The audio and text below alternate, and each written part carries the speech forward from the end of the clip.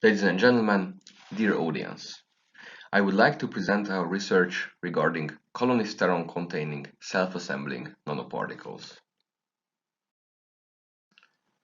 Phytosteroids are present in fungi, algae, ferns, and in flowering plants. Among phytosteroids, ecdysteroids form a natural product group that is quite diverse both in terms of structure as well as bioactivity. In some of the more complex plants, the ecdysteroid content can be up to several percent of their dry mass. The group's name originates from ecdysis, which is Latin for molting, as these compounds were discovered as structural analogues of an insect molting hormone, ecdysone. Ecdysteroids are bioactive in mammals as well. They are not toxic and have many beneficial effects. One of these effects is their non-hormonal anabolic activity. To that note, one of the most abundant ecdysteroids, 20-hydroxyecdysone, is commercially available as a workout supplement, and it is even included in the monitoring program of the World Anti-Doping Agency. Ecdysteroids also have a strong cytoprotective activity. The latest studies suggest that 20-hydroxyecdysone activates the protective branch of the renin-angiotensin-aldosterone system, a major hormone system regulating blood pressure. The activation of its protective branch can be translated into anti-inflammatory, antioxidant, and cardiovascular protective effects. In this research, our focus is on colonisterone, an oxidized derivative of 20-hydroxyecdysone, which has an even stronger cytoprotective activity. According to our preliminary results, it can protect the blood-brain barrier endothelium from inflammatory and oxidative stress even in a 10 nanomolar concentration. In order to ensure the steady expression of these bioactivities even in a complex biological setting, our research group has recently adopted a method that is based on packing the compounds into self-assembling nanoparticles.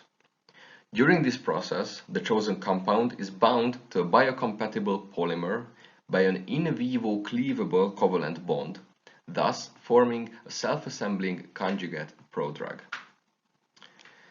In aqueous media, the prodrug forms a nanoparticle by spontaneous self-assembly. If the compound is bound to squalene, a precursor to cholesterol, the resulting nanoparticles, when injected into circulation, will dissolve into low-density lipoproteins, or LDLs, that are carrying lipids across the body. So, why is this useful? Normally, when we inject these types of compounds into the bloodstream, they are distributed across various compartments in the body. Therefore, only a smaller amount reaches the target tissue.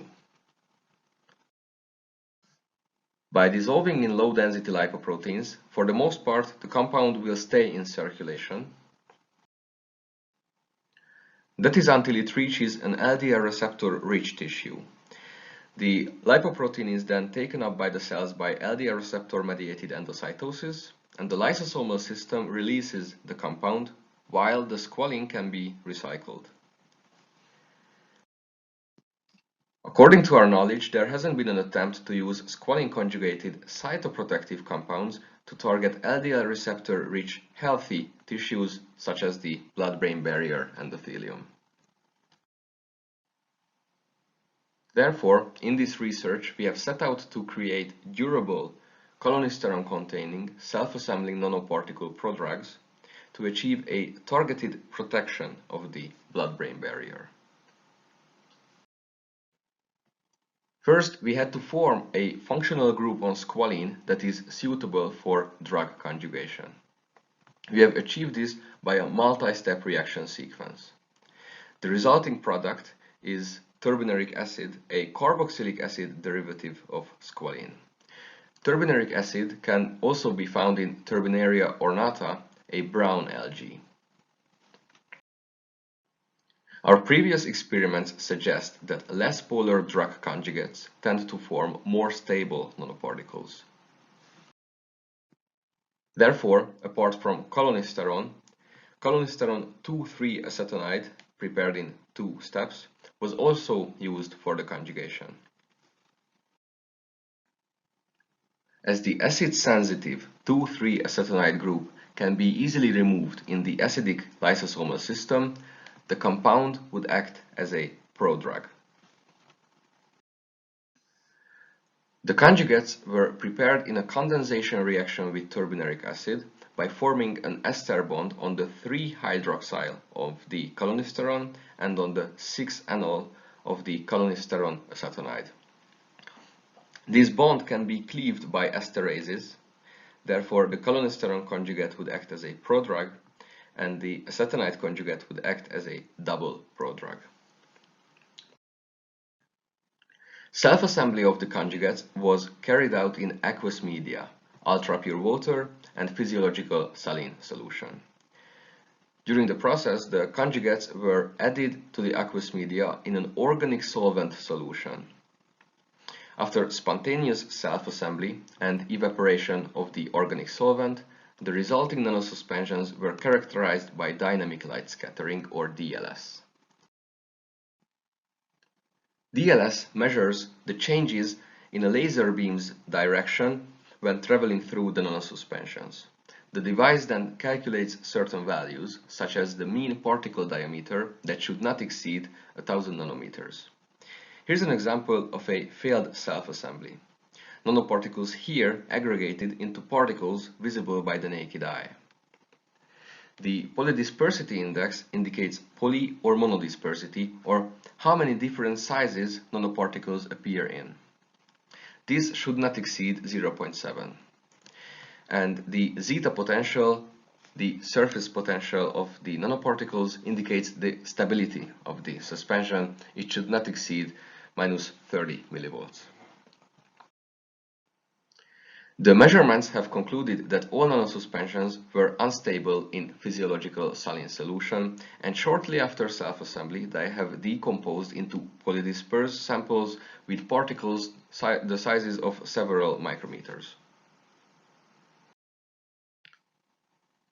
The cholinesterone containing suspension had more favorable values in ultra-pure water, but after 2 weeks of storage there has been an aggregation in this sample as well.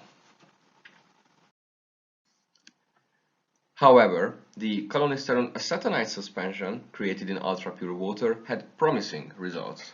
It had kept its monodispersity, 240 nanometer average particle diameter, and minus 40, minus 50 millivolt zeta potential even after 4 weeks of storage. In conclusion, after squalene functionalization and preparation of cholinesterone 2,3-acetonide, 2 self-assembling prodrugs were synthesized. After successful self-assembly of the conjugates, DLS analysis of the resulting nanosuspensions has revealed that the nanoparticles are unstable in physiological saline solution, and in ultra-pure water, the cholinesterone containing nanoparticles have moderate, and the cholinesterone acetonide containing nanoparticles have continuing durability. The effects of the latter will be further studied on in vitro and in vivo models. I would like to thank the support of my mentor, my junior mentor, our collaborative partners, all members of our research team, and of course the Academy. And I would like to thank you all for your attention.